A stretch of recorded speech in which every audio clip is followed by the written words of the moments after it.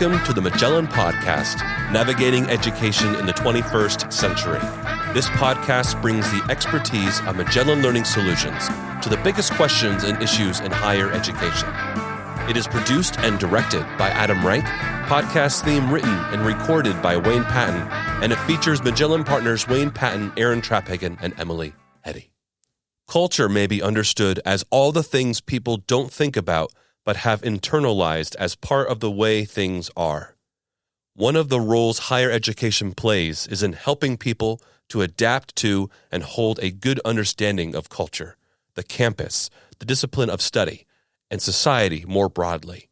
Join us as we discuss the implications of understanding higher education as a culture. Well, hey, folks, welcome back. This is episode 2 of our 5-part series on leadership. This week, we're going to be, in the previous week, we reviewed kind of the overview of things and then began to talk about the metaphor of higher education as an ecosystem. And this week, we're going to jump in and talk about higher ed as a culture. But before we do, I've got my partners here, Drs. Wayne Patton and Emily Eddy with me. Hello, everybody. Hello, Aaron. Hello. Emily, why don't you give us a brief, context again of how we wound up, in this discussion? Sure. So while in the process of working on some leadership training for our company, realized that a lot of what we wanted our folks to know as they go out working with different campuses would not be a whole lot different than ways we would like to just help campuses directly. So one of the things that came up as we were reading was just this idea that leadership always happens in culture. And there are different types of campus cultures. We talked about campus as an ecosystem last time, and we'll be working through another several of these as we go forward. Disclaimer, of course, most campuses are not simply one thing. Usually they're a mix, though there's also typically some dominant types that are arising on any campus at any given time. And beyond that, none of these is better or worse than another. There are good components and there are losses that come with each type of campus context. So that's really just knowledge for leaders to have so they can be more effective in their roles. Yeah. Well, and we talked a lot about the ability to just take these individual things, and some of them may sound like something you're a part of or something you've been a part of. And for those that are not, there's some value to looking at those and seeing if you can overlay that on your space and what insights it might reveal. But this week, we're going to jump in and talk about the culture of higher ed, so to speak, or looking at higher ed from the perspective of culture.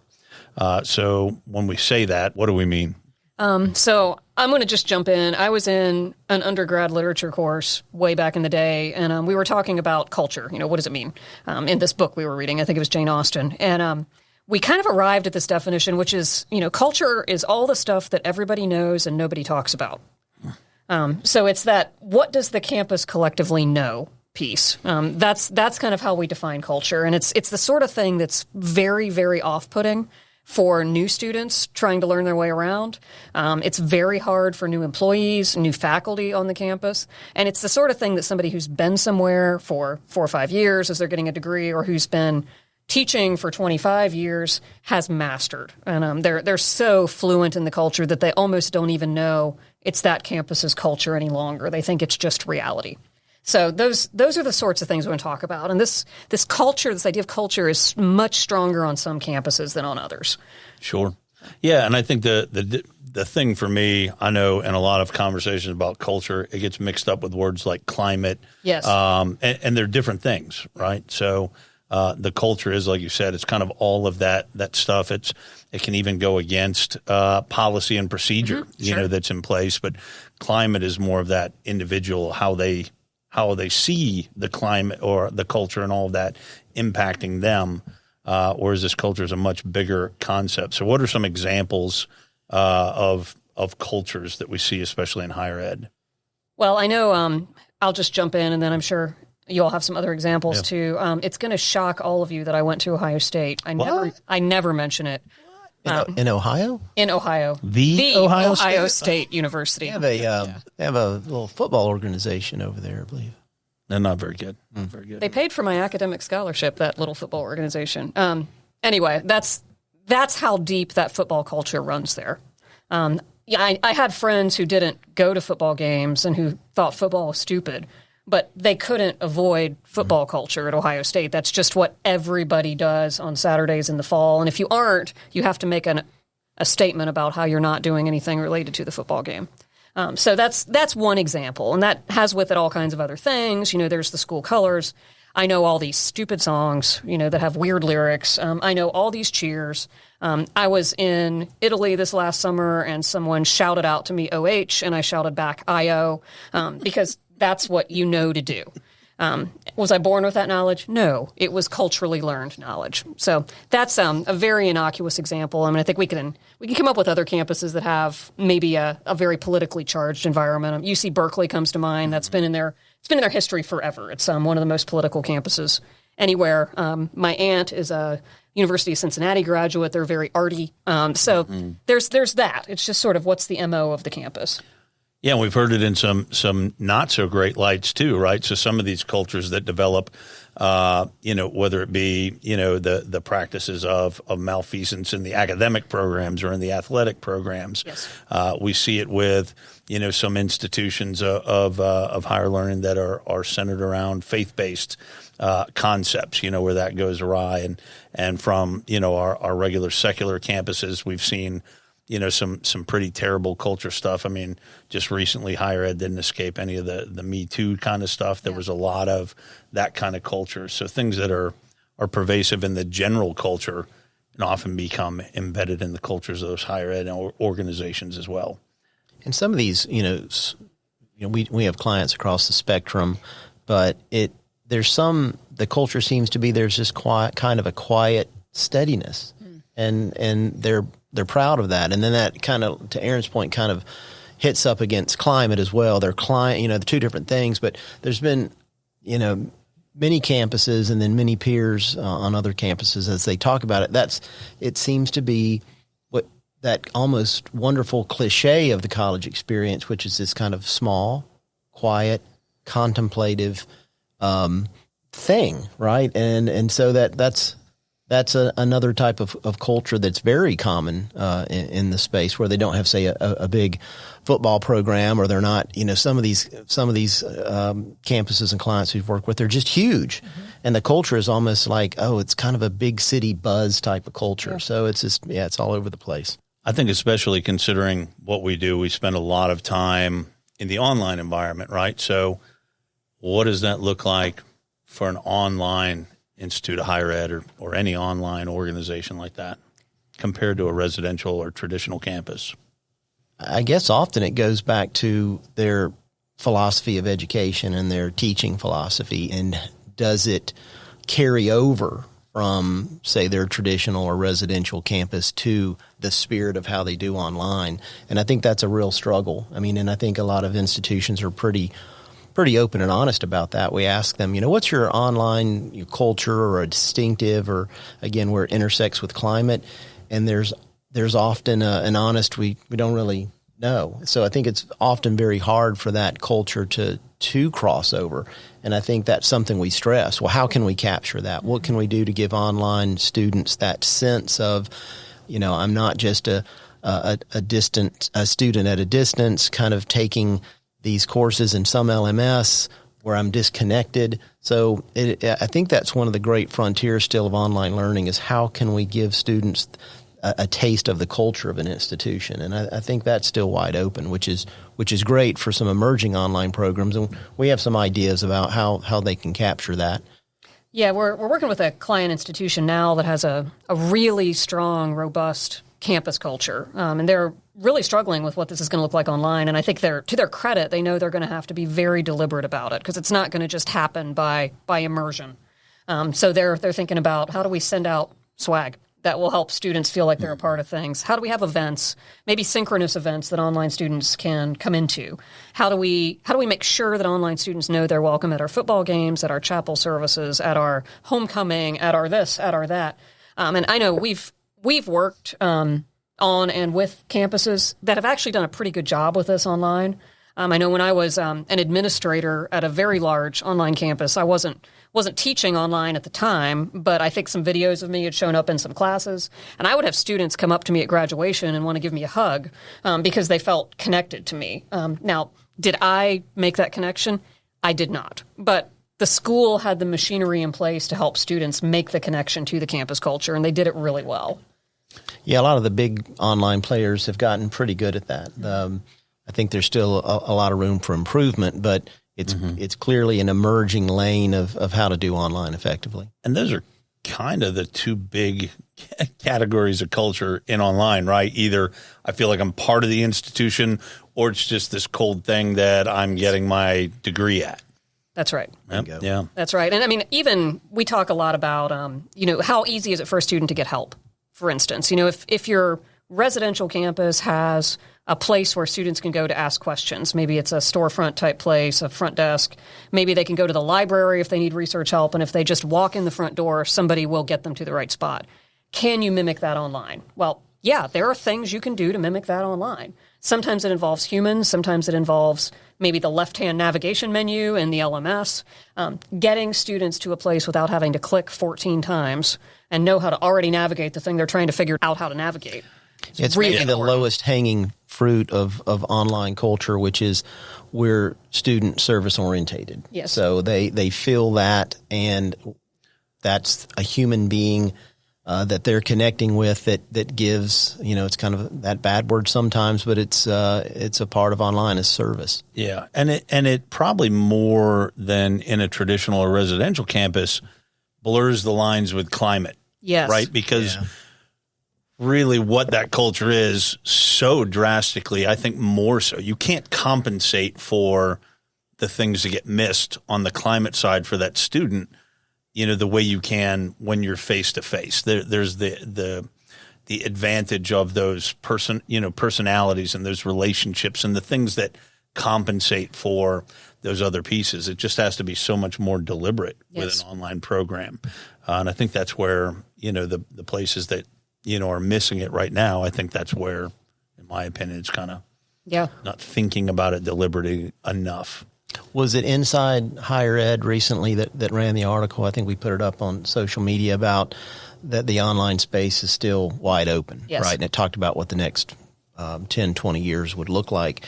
And we were talking to a client just yesterday about this piece and the model of customer service around their culture is, I think, again, it's wide open. No, only a few of the big players are even really dabbling with this, and they're doing okay. I don't think they're killing it, as it were, but a lot of opportunity here to explore. At Magellan Learning Solutions, our mission is to help our clients' educational missions with tailored curricular and operational solutions to help them thrive. To meet the accompanying challenges, the experts at Magellan Learning Solutions offer a full spectrum of services in the areas of curriculum development, operational administration, training and professional development, enrollment and marketing, or custom solutions to niche projects. Whether managing turnkey projects, consulting, or acting as a force multiplier, our experience and relational approach will help your team attain its goals. For all your educational needs, think Magellan. Visit us at thinkmagellan.com today and set up an introductory meeting. Well, and so then going back to what we mentioned earlier, in this conversation is kind of culture at large coming into higher ed culture. So, how are we seeing the broader culture today impacting, the culture in higher ed? That's a challenging question right now. And I will say, to some extent, it depends on what state you're in. Right now, it's been a little bit more out of joint than usual. States like North Carolina, Florida are responding to the institution of higher ed accreditation in ways that are unprecedented as far as I know, and that are going to really be quite disruptive. And regardless of how you feel about those things, they're different than the standard has been. They're absolutely different than the standard has been. And Yeah, just the way that people relate to education within their states differs too. States have a lot of power in how they structure the way the student experience looks. We're in Virginia. Virginia has a very unified community college system, and they have a pretty robust high school to community college transfer package that will also get you into a 4-year. Pretty seamlessly, Transfer VA it's called. And it's fairly new, but it's working pretty well.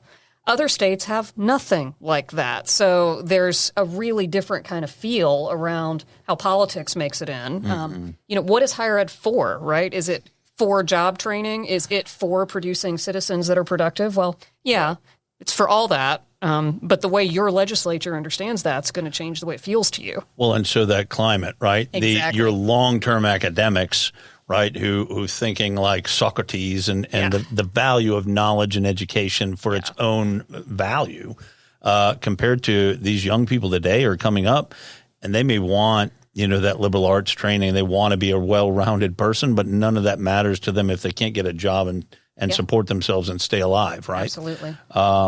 So how do you balance those things? I mean, that's... And how do you compete? Remember the CNN special a few years ago where it was, I think, Ivory Tower was in the title and was talking about some of the woes of higher ed. And there was a segment of that talked about kind of the student service side from all of the fun activities that colleges and universities will now build to attract students in terms of, climbing walls, and gymnasiums. And, one of them, it was a state school, I believe, in Pennsylvania. Just the gaming room that they had was like an arena. It was amazing. So, that's all great. And if that drives more of a traditional student to campus and they have a good, and so part of the culture is, call that extracurricular or fun. How do you capture that online? And I think, Emily, you've talked about even having some stuff as part of the, talk about, let's call it the culture of fun that does exist in a traditional, college education. Yeah. Right. There's those relationships. There's, club sports. Yeah. There's activities. There's all that. You had an interesting idea about what gaming, esports, esports for online students to connect. Well, and that's a good point, before we move on. But I mean, the culture, on a campus encompasses all of those things, on the larger interaction with an online environment, it's just a kind of a place to log on and do this thing that's separate from your life. So, to really kind of facilitate a culture, you've got to try to break that barrier, that wall with those individuals that are attending your online school. Yeah, well, just an example of this, and Aaron, you probably saw this on social media yesterday. We live in a town that has a kind of town page, and someone went on there yesterday and said, has anyone graduated from such and such local school recently and could answer a question for me? And then it goes on. And the question is, my daughter wants to declare a business major and she doesn't want a concentration, but she can't find a way not to do a concentration. Can you all help? You should not be posting that on a community message board on social media. You should call your advisor. You should, right? Now, thankfully, this woman got the right answer from other people who had been through the program, but that's a cultural failure at that point, right? That's a campus that has not helped her not to do the usual in a way that's good for her daughter's education. Right, and that probably stems from she feels she's in a climate where she can't get answers. Yeah, maybe where she's going, or doesn't know where. That's not been established. Well, quick to wrap this piece and not to, I don't want to scoot by it too quick. But what should a leader do, in these institutions to attend to the culture? Because there's the being the leaf kind of swaying in the wind to every whim. Sure. And then there's, being so rigid and responding to nothing. So what's kind of the answer? What do we do? It's a hard time to be a leader in higher ed right now. As we're recording this, there's some conflict in the Middle East, and I've been kind of reading different college presidents' responses to it, and it's a very rhetorically interesting thing. Clearly there's some people with a lot of compassion and some strong beliefs who are trying really hard not to offend absolutely anybody, and that's impossible to do when people disagree violently. So I think the first thing I'd say is, know what you believe as a leader and believe it and do it, but deliver it in a way that is very aware of the fact that everything you do is communicating all the time and that everyone is going to be responding all the time. So it takes some courage, it takes thick skin, and it takes some cultural savvy. Yeah, because we talked about it, before we recorded this. But I mean, sometimes just one word. Yeah. You're just using it, especially so for an English person, right? Who's like, no, a word means this. Yeah. But words don't just mean English people would what never they're in say the that definition anymore. We're all about the connotations. Okay. Well, anyway, so I got that wrong. I'm not an English person, but nonetheless, I mean, if you think a word just has this definition, Right. but in the context, if you use that word while trying to explain something, someone now assumes an entirety of kind of the culture that's going on or what you're trying to perpetuate. That's right. Wayne, any advice for leaders? I think you've kind of hit upon it there. You have to be, it's a difficult time. So you have to be this kind of balanced, reflective, edified, thoughtful, creative, troubleshooting, pragmatist, organizational genius in some ways to kind of function in this environment. So no pressure, right? No pressure. Well, it probably takes a lot of compassion and understanding of all the varying things that are going on out there too. And it probably takes a good team around you that you listen to. Good word there. Well, I think this has been a great conversation, on the concept of culture as a higher ed metaphor. I look forward to the next one. If y'all come back, we're going to be talking about higher ed in the metaphor of a machine, which may immediately frustrate some people, but we're going to do it, and hopefully you'll be here to listen. Thank you for listening to our conversation on understanding higher education as a culture. If you enjoyed the podcast today or found it helpful, follow us on iTunes, on Spotify, or where you listen to podcasts, and listen to our other episodes. Leave a review to let us know what you think. If you or your school is looking for help with RSI, your online ecosystem, curriculum, or course development, think Magellan. Our team would love to help. Reach out to us at thinkmagellan.com. Thank you for joining us on the Magellan Podcast, Navigating Education in the 21st Century.